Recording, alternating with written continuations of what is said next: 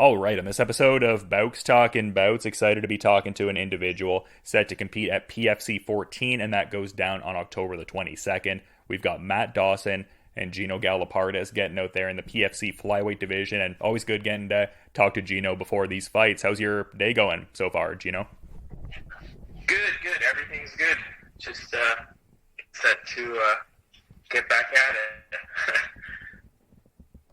Yeah, and it seems like this is a more natural kind of weight category for you. Like you were talking about, like moving up a bit for the last time, but just like considering maybe 125, the more like natural sort of weight category for you. Like to that point, how are you feeling heading into this next one over at Budweiser Gardens, just it being a flyweight fight? Really good. Obviously the last two, one I took on super short notice in March was at 140, was just two flyweights just fighting at kind of like our natural walk around weights, and then the last one I took at 35, which was just rekindling of the previous obligation. But I felt a little undersized, and that's not on anybody but myself. The weight cut was easy. I signed a contract to do that, so I didn't have a problem with that. But I just feel like long-term consistency and longevity, 125 was the way to. And we had planned on going down to 125 regardless. I'd actually signed a couple contracts prior, but fights had fallen apart for fights at 125 that just never kind of materialized. So it's good to finally get in a weight class that's consistent and be able to just have some consistency and compete from there. So it's good.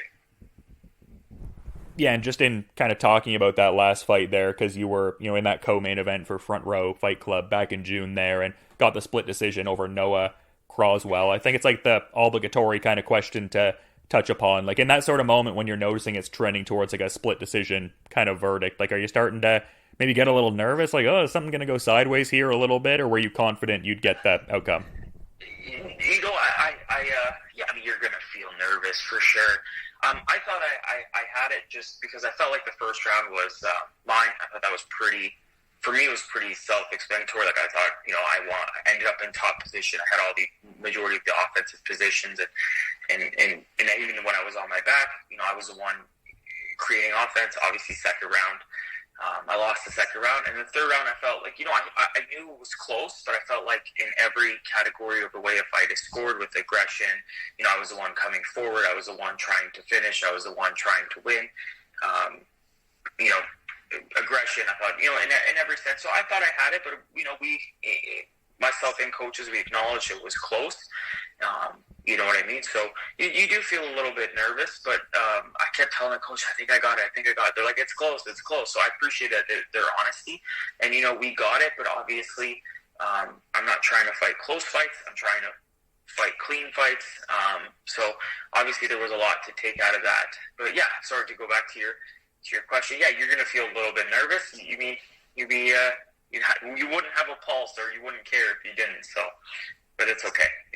We learned. So I got the experience of a close, tough fight, and I got the confidence built off a win that I felt like I earned.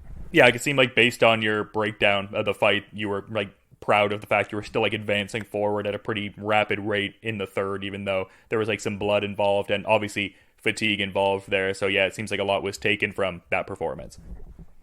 Yeah, of course. And there's a lot of things taken that I needed to improve upon, and I got right back to work. I was hitting pads within the week. I was doing some film study after, and so it was okay.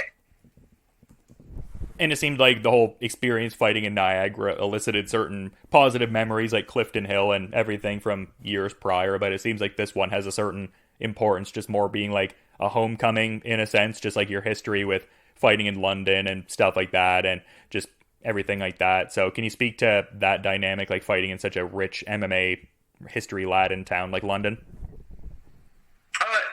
Of course, it goes without saying, it's my hometown. It's a cool opportunity, but I'll be honest with you, to put too much stock into the venue and the arena and the city, I'm not going to make that mistake. For me, it's just still competing. At the end of the day, I have to compete and I have to win, and that's what I intend on doing. So really, there's a little bit of like a cool moment that you can't have a pulse if you don't feel that way. but my job still stays the same regardless of the venue, big, small. We could be in Budweiser, we could be in the parking lot, we could be, cage built in the parking lot. It doesn't matter. My job still remains the same. The cage is still the same. The opponent, it's still a tough opponent. So none of it matters if I don't win. So for me, I'm not looking too much into that. I'm just looking to compete hard and find a way to win, which is what I do. Yeah, I guess you don't want to like overly like scrutinize certain outside detail that doesn't have like, a tremendous amount of like direct application to the fight itself. Just kind of focus on what you need to focus on. Yes, absolutely. And this is a good opponent too. Someone who also has like a bit of a history with, PFC and stuff like that. Like he fought on a pair of their earlier events, has since like then fought with BFL and BTC. Like, what are your thoughts on, Matt Dawson and what he brings to the table in terms of like his key stylistic attributes? I like Matt quite a bit. I think he's a super, super tough guy, and he marches forward. Obviously, his style is a little bit different than mine, but I think in terms of like that mental fortitude of a fight, I think he and I share that in common. So that's cool. So I take a lot out of it. I've always gotten along for, of course, I've seen him around both in the amateur and the pro circuit. He's fought a couple of my teammates and stuff, but I've always had a lot of respect for his skills. And like I said, he's a tough guy. He finds ways. You know what I mean? So I'm really, really excited for this matchup. I think it's a good matchup for me, but I'm not underestimating or overlooking. I'm training as hard as I always do, if not harder, for this one. So I'm super pumped. Yeah, and you were talking about how, like, with the dynamic at bantamweight, like it was like an easier kind of cut. I'm kind of wondering like what the training camp looks like preparing for 125. Are there any like dietary amendments or like shifts in your general training camp preparations for the flyweight move? No, not particularly, because my first fight, my debut pro fight was at 130, and I was 135 pounds for about 4 or 5 weeks prior. Of course, you still want to be a little bit more mindful of the diet, because at a 135, again, I have the same thing. I had to like stop myself. So I guess this kind of goes back and forth, right? Just being a little bit more on top of it, but by being on top of it means just eating better, feeling better. You know what I mean? I don't even know how to say this. Nothing really changes a whole lot for the diet for me. But just being a little bit more consistent. Like I said, this is going to be the more natural weight class. Of course, you're going to have to cut a little bit more calories than usual. But other than that, not a whole lot changes for me. Just being smart. Just being very smart. Yeah, well, the fight IQ seems to be something you bring to the table for sure. Like, it seems like a big attribute. And, you work with such great guys, too. I feel like their mindset probably, helps inform yours to a degree, too, like Mark Hominick and Josh Hill, and just, so many great, like, training partners, too, even beyond the coaching aspect over at, like, Vision Quest and Bora, BJJ. Is that kind of, like, the main, basis of operation and, like, the main people you're honing skills with for this one? Yeah, and I've looked a little bit external as well. Speaking on the fight IQ, I like to surround myself with not only good coaches and partners. I like to surround myself with intelligent coaches and training partners, and I feel like I've done that. And we are looking, just to look critically at both, not just the fight with Matt Dawson, but just at myself as well. And what are things that I need to do better? What are some micro, how do you say this? Like micro thoughts, looking at things candidly with a more of a, not so much of like more of a critical approach, right? What are some things that the battle within the battle, things like that. I try and not look at, like you said, just using that fight IQ and finding ways that you can improve things that maybe are not always so obvious. Obviously, certain things are going to be obvious. Those things have been. I am working on those things, but also the internal stuff, the smaller details that will, once you kind of clean up a bunch of the smaller things, they all end up to being something bigger. So, just trying to do both and trying to constantly evolve. And I would think you'd be excited at having like a busy enough year, just getting to like test yourself in a competition context and learn from that. Like you had like a grappling match in May, I believe it was. I thought it was kind of funny. It said it was like an 170-pound grappling match, considering the outline you gave with 135, but also a pair of, MMA bouts earlier this year, readying for your third. Can you speak to how important that like strength of schedule has been this year, kind of following the inactivity of the pandemic? Because you made your MMA debut a bit before the pandemic, and obviously things settled down for a bit. But can you speak to the busy nature of this year? Yeah, I mean, that's the goal, right? I'm trying to make up for lost time. I got to get going. I'm at a point in my life I have to get going. Yeah, the grappling match was funny. It was at 170. I definitely was not 170 pounds, and they called me basically on 2 days' notice. So I was like, yeah, screw it, let's do it. I was a little bit worried. I was like, I better not get injured because it was less than a month out before the fight. But I was just like, I just want activity. I told myself if I could get at least 5 competitive matches, obviously 3 MMA. I would have liked 4, but just the time, it doesn't seem that. Well, we'll see, right? But it doesn't seem, to give proper training to all those things. But if I could get 5, I told myself 5 competitive experiences this year, I would be happy with it. So this will be number 4. So obviously, doing some grappling, getting back to the roots of just competition stuff that I just used to do, which was like just jiu-jitsu or kickboxing or whatever. Obviously, I'm not kickboxing at the moment, but just to get some matches and have some fun doing it, and test my skills in some different avenues and, go up with some, at that time, a guy with a little bit more size on me. I thought hey, why not? It's going to be fun. So, obviously get some good experience out of it, get to try some things and in a little bit of a different atmosphere and see what works and what didn't. So that was cool. Yeah, for sure, man. And you've been great with your time. I appreciate any time I get to talk to you before these different fights, but just in interest of being mindful of your schedule and all, is there anything you might want to add as a parting thought as we're kind of wrapping up, Gino? No, I'm just want to thank my training partners and everybody, and I'm just and some sponsors. We got some sponsors coming out, and I'll be posting those shortly. And I just appreciate everyone, and I appreciate your time. So just excited. October 22nd, we're gonna get it. So it's gonna be good. Yeah, some great shout outs there. Happy the sponsors are coming in strong, and just excited to be there for PFC 14 October 22nd and to be there for that Matt Dawson fight. And just super appreciate you giving some insights before this one, man, and just you enjoy the rest of your day, and looking forward to peeping this one live when it goes down. Yeah, thank you. Hey, thanks for your time. I appreciate it. All right, on this episode of Bowks Talking Bouts, excited to be talking to an individual who is going to be fighting against Gino Ghalehpardaz, and that takes place October the 22nd in London, Ontario at PFC 14, and it transpires in the Prospect Fighting Championships flyweight division. We have Matt Dawson taking on Gino Ghalehpardaz, and happy to be talking to Matt on today's show. How's everything going there, man? I understood you just finished work. How's the day been going so far? It's been going all right, we can't complain, just keep grinding. Gym later tonight, and gym tomorrow, and then just keep going. Yeah, and I was noticing your first 2 pro MMA wins were at PFC 11, which I was at in London, and then PFC 12 thereafter, and just getting back to, PFC now and everything like that. How's it feeling being back under the Prospect banner for this one? Oh, I love it. I've been with Jamie for years. I also fought on his amateur shows when he had it down at the London Music Hall and stuff like that. So I've been with Jamie Champion for a while now.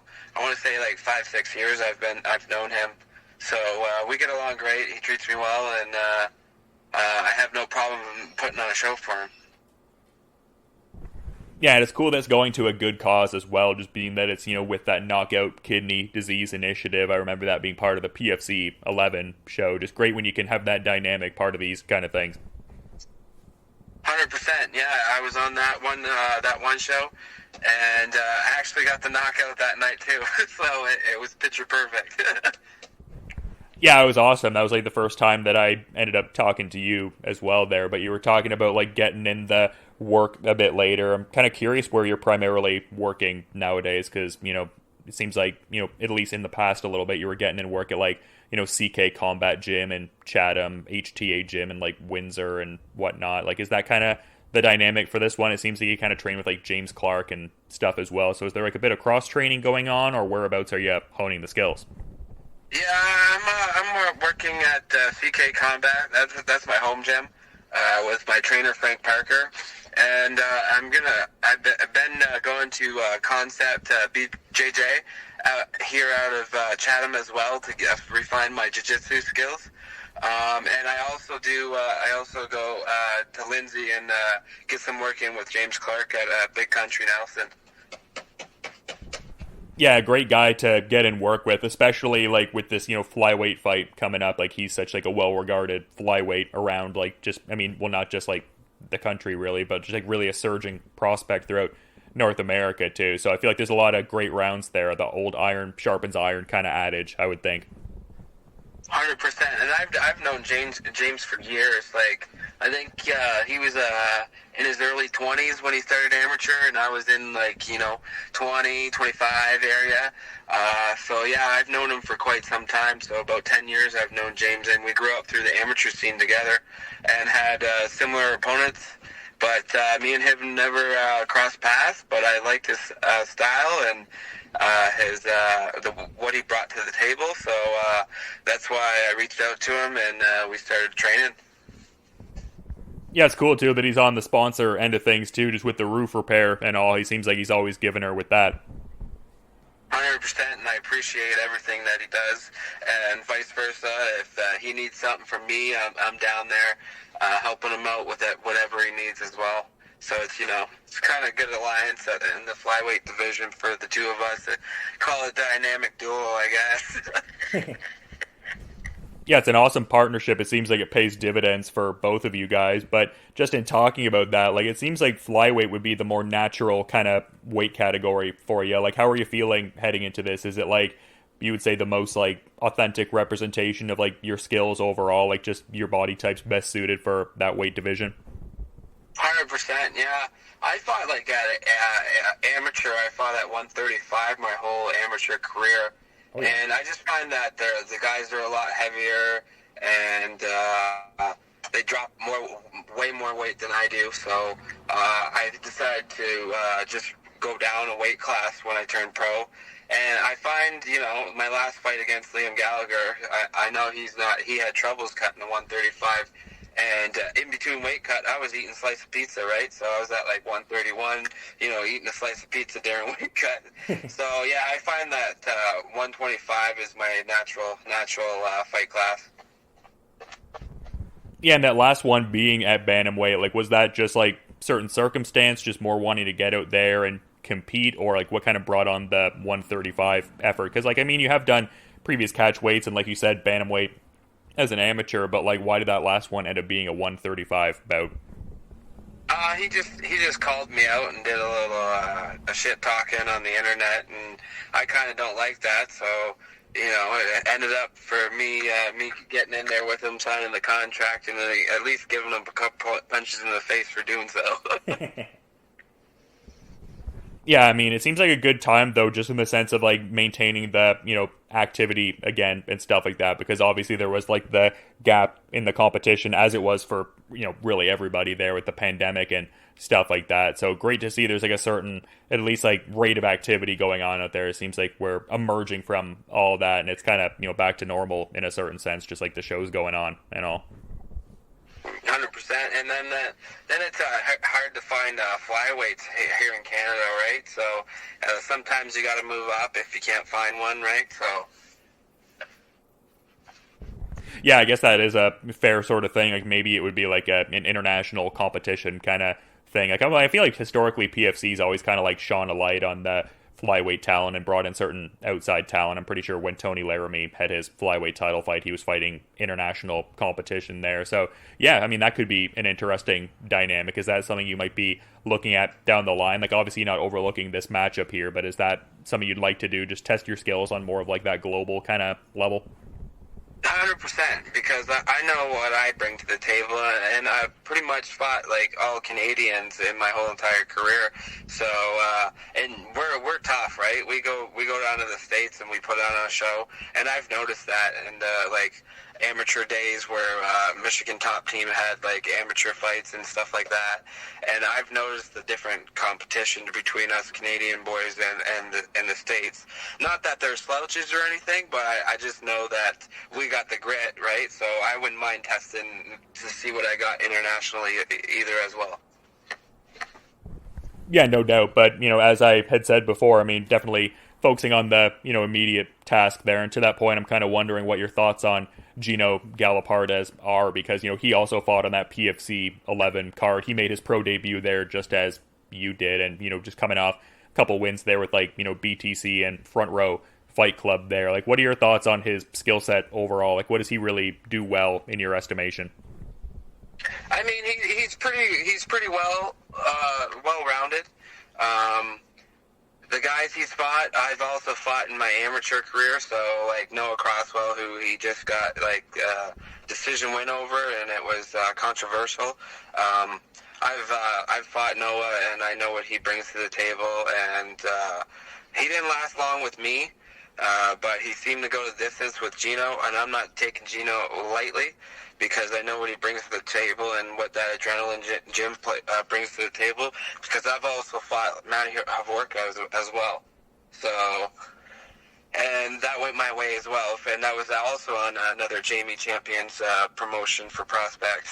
So I know what he brings to the table, and I'm not taking him lightly. But he's going to have the pit bull on his hands, and it's not going to be easy.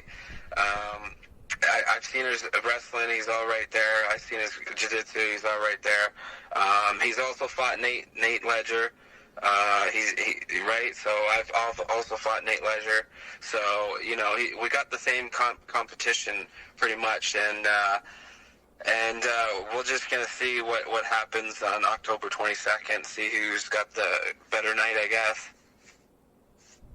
Yeah, I always find that to be a bit of a curiosity, just like part of the scene and stuff like that. There's just such like a connectivity, like 6 degrees of separation kind of thing almost. Like I find often when I'll talk to fighters, even if there's not that like direct kind of comparison, as you were talking about, like you fought some of his like teammates or previous opponents, even like sometimes it's even in like different martial arts, like it's like, oh yeah, well I've actually like grappled with him before, or like we did like amateur kickboxing or something to that effect. So it's interesting how closely woven everyone is. Like it seems like there's that awareness of like who everyone is almost.